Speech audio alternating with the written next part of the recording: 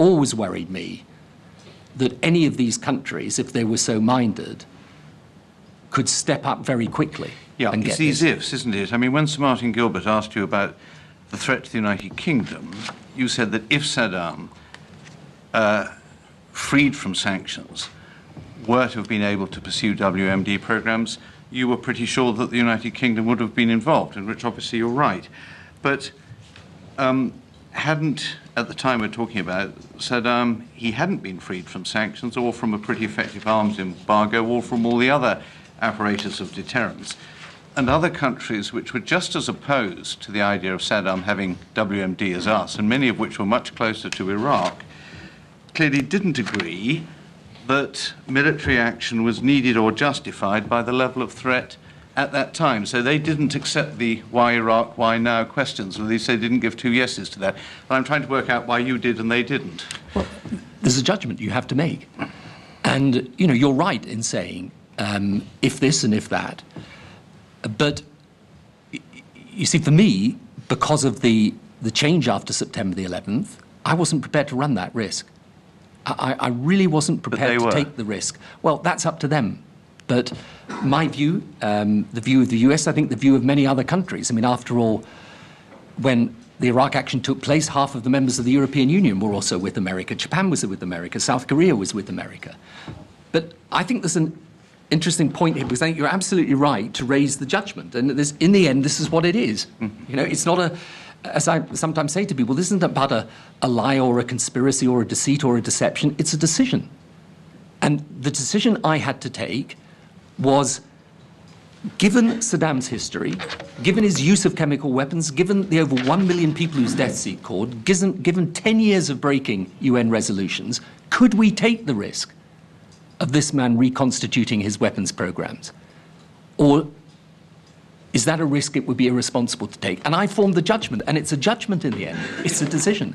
I had to take the decision, and I believed, and in the end so did the Cabinet, so did Parliament incidentally, that we were right not to run that risk. But you are completely right. In the end, what this is all about are the risks.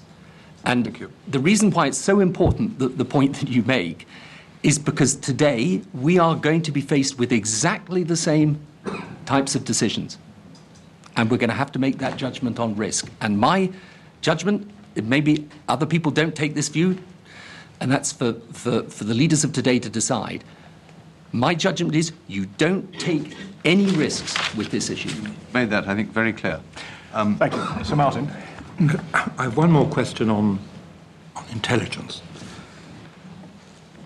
At the time of the September dossier, were there aspects of Iraq's WMD program that you knew of that could not be revealed to the public at that time?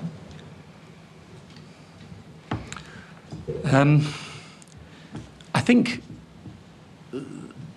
practically everything that was relevant to this was in the JIC statement, you know, the actual body of the dossier.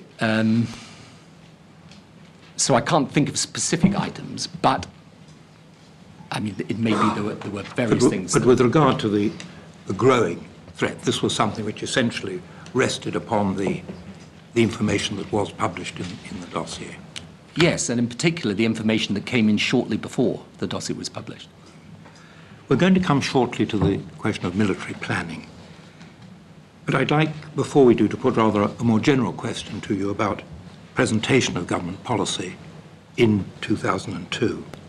When you were asked from mid-2002 whether the UK was preparing for possible military action, your public statements suggested that it was not.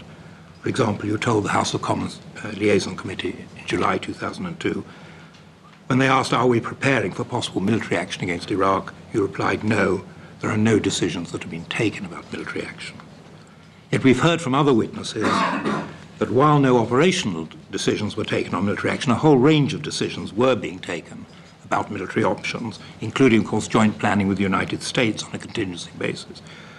My question is, would it not have been reasonable for you, and indeed expedient, to have explained publicly, much earlier than you did, that while the UK hoped for a peaceful outcome in disarming Saddam Hussein, we were also preparing for all eventualities, including military action.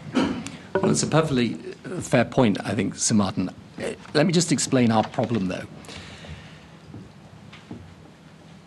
We had not decided we would take military action at that point.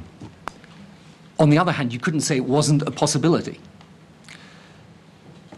And, you know, in the part that you've just read out, you'll notice I choose the words quite carefully. I see no decisions have been taken. And the trouble was, people kept writing, they've decided.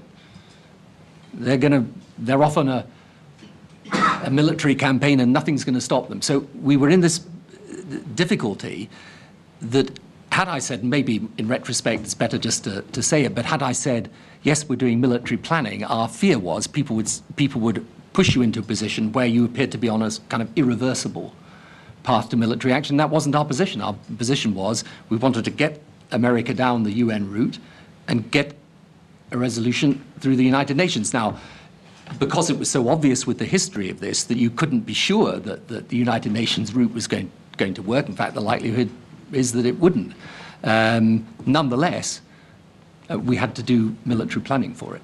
Yet several military witnesses have told us that the need for this secrecy was proving quite an impediment to various aspects of preparation.